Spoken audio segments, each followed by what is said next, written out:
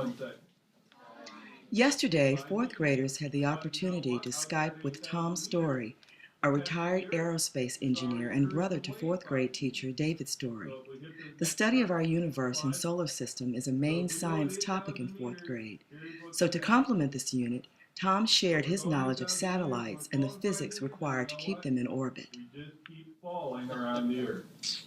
So that's how a satellite's going to stay in orbit, all right? Since the force of gravity will cause a horizontal projectile to fall 5 meters in 1 second, an orbiting projectile must move with a horizontal speed of at least 8,000 meters a second to avoid hitting the ground. So 8,000 meters per second, that's pretty fast. What do you think is going to be a problem if we're only up 5 meters on a table going 8,000 meters per second?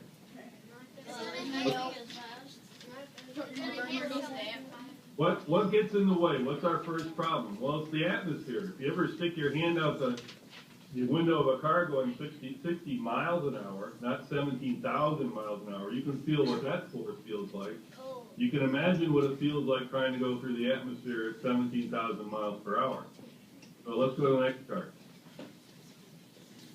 So altitude is also a factor then in why satellites stay in orbit.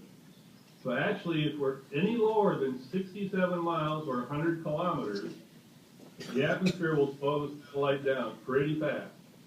And what happens if we get going slower than 8,000 meters per second?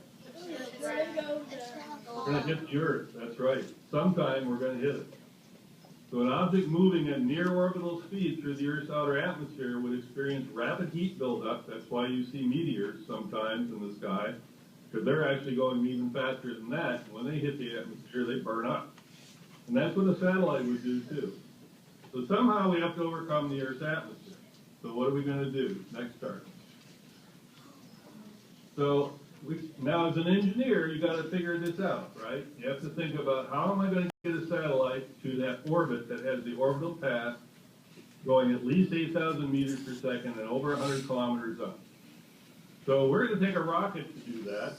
I'm going to watch this next video, and I want you to watch how the rocket moves and tell me how do you think we're going to approach doing this. So let's watch the video and see if we can determine that.